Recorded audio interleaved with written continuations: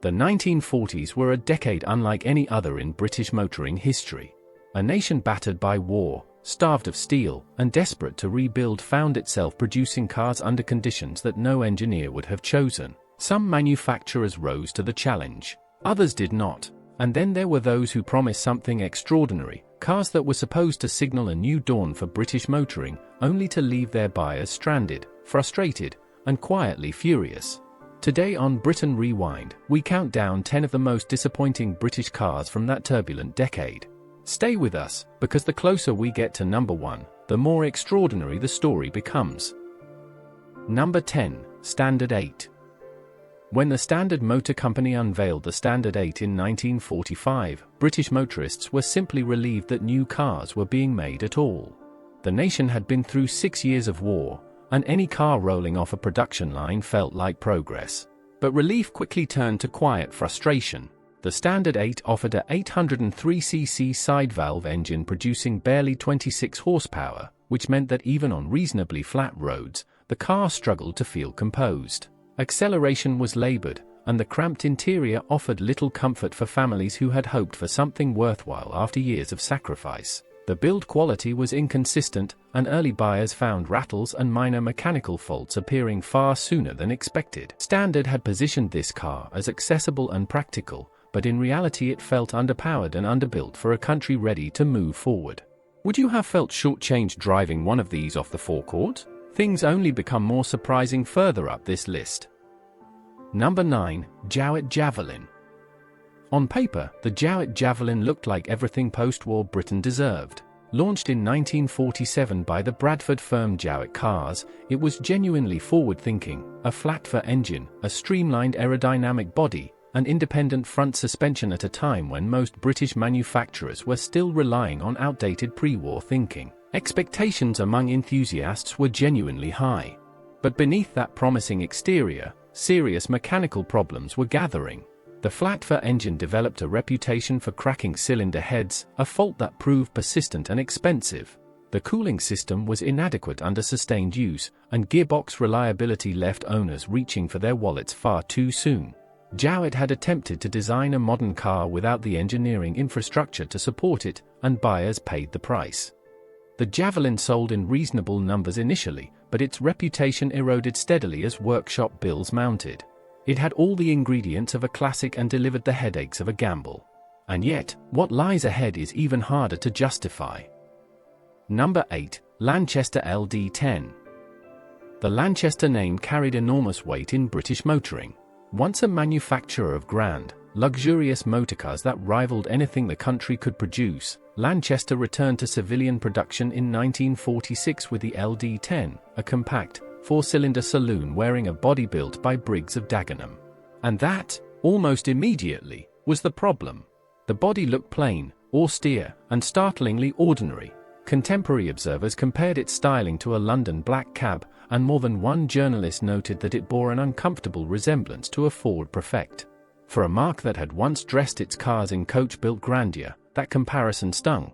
Beneath the drab exterior sat a 1,287cc engine paired with a sophisticated Daimler-derived fluid flywheel and pre-selector gearbox, genuinely impressive engineering for a small car. But that sophistication made the LD10 expensive, and buyers looking at the price tag while staring at the uninspiring bodywork found it very difficult to justify. Production ended in 1951 with the name quietly retired. The disappointments ahead, however, go far deeper than styling. Number 7, Lea-Francis 14 HP.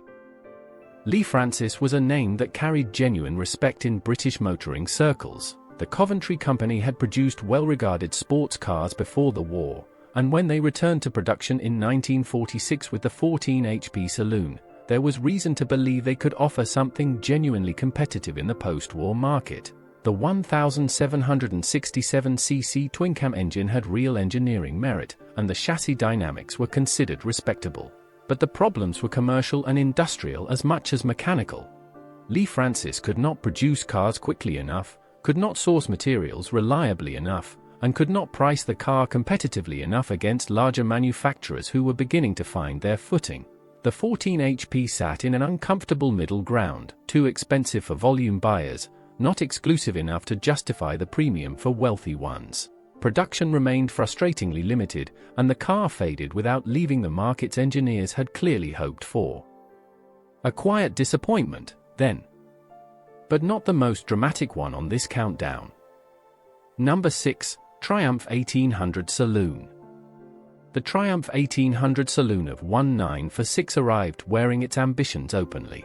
With a razor-edge body styled by Frank Calabi and an 1800cc engine offering something approaching refinement, Triumph positioned this car as a step above the ordinary. The standard-derived mechanicals underneath were capable enough in isolation, but the overall package carried a fundamental tension. The styling suggested one level of luxury, while the engineering delivered another. Early buyers found that the razor-edge bodywork, impressive as it looked, required careful maintenance and was prone to rust in the seams and joints where panels met at sharp angles. The gearbox was considered stiff and imprecise, and ride comfort on British roads of the period was rougher than the car's elegant appearance seemed to promise. The Triumph 1800 was not a bad car in any catastrophic sense, but it consistently failed to live up to the image it so carefully projected. Can you imagine spending a considerable sum on something that looked the part but quietly disappointed at every turn? Number 5. Standard Vanguard Phase I. When the Standard Motor Company announced the Vanguard in 1947, the ambition was unmistakable. This was going to be Britain's world car, a single, bold, modern model designed to conquer export markets and sweep away the fragmented pre-war range in one stroke. The Beetle-backed styling was influenced by contemporary American design. The 2088cc overhead valve engine produced a genuinely competitive 68 horsepower, and Sir John Black's vision was nothing less than global domination. But the reality that greeted early buyers told a different story. Production delays meant home market customers waited while export shipments took priority. When cars finally arrived in British hands, early examples carried a troubling array of defects, panel fit issues, electrical faults, and a susceptibility to rust that contradicted the Vanguard's bold international ambitions. The 3-speed gearbox felt inadequate for a car positioned as a flagship. Britain had been promised a world beater. What arrived first was a car that needed considerable refinement before it could live up to even a fraction of that claim. Number 4. Invicta Black Prince. Few cars in 1940s Britain arrived with a more spectacular list of promises than the Invicta Black Prince. Unveiled in 1946 by the revived Invicta company, it featured an extraordinary twin-cam 3-litre 6-cylinder engine combined with an early automatic transmission developed by Brockhaus, a genuinely ambitious piece of engineering for the period. The price was equally extraordinary, positioning the Black Prince firmly in the luxury segment.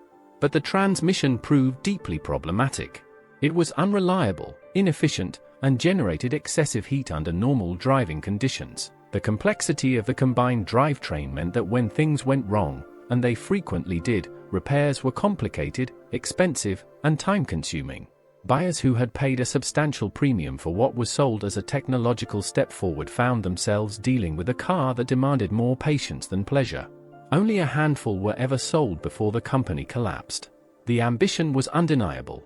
The execution was not. And somewhere ahead of us sits a car whose failure was even more dramatic than this. Number 3. Triumph Mayflower.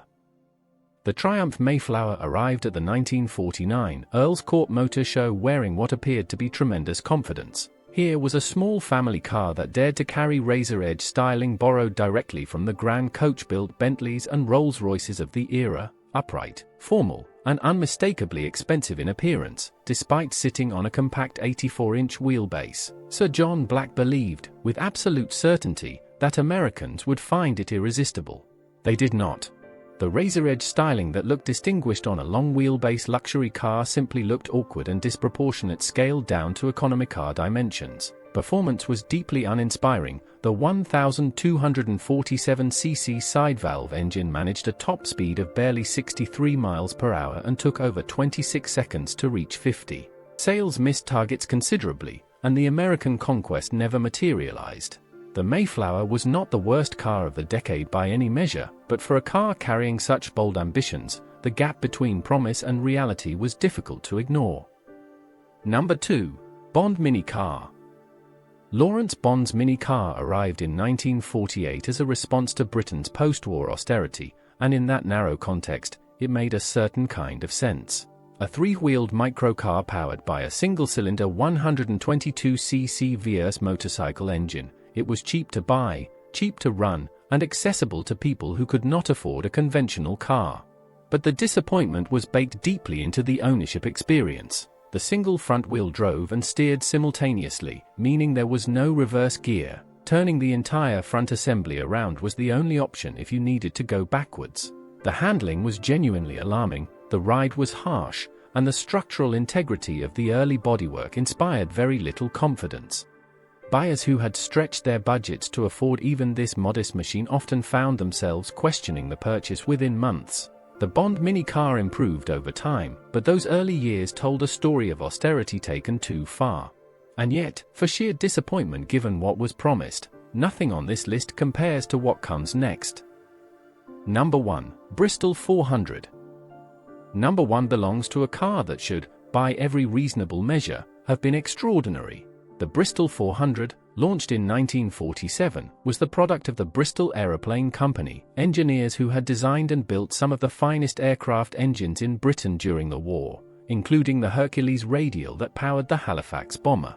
If any organization possessed the precision, the resources, and the engineering culture to build a genuinely world-class British car in the late 1940s, it was Bristol.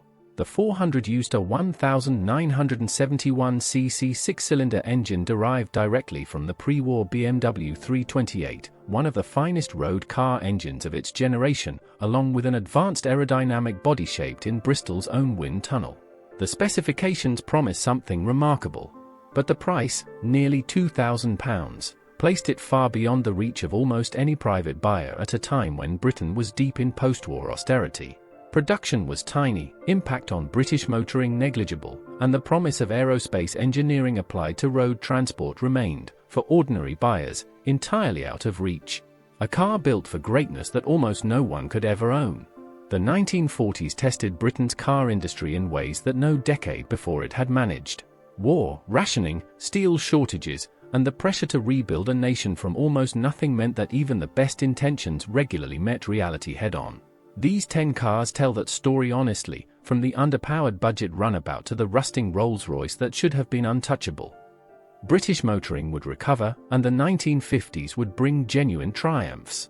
But understanding where the industry struggled helps us appreciate how far it eventually came. If you found this journey through the decade worthwhile, there is plenty more British automotive history waiting for you right here on Britain Rewind.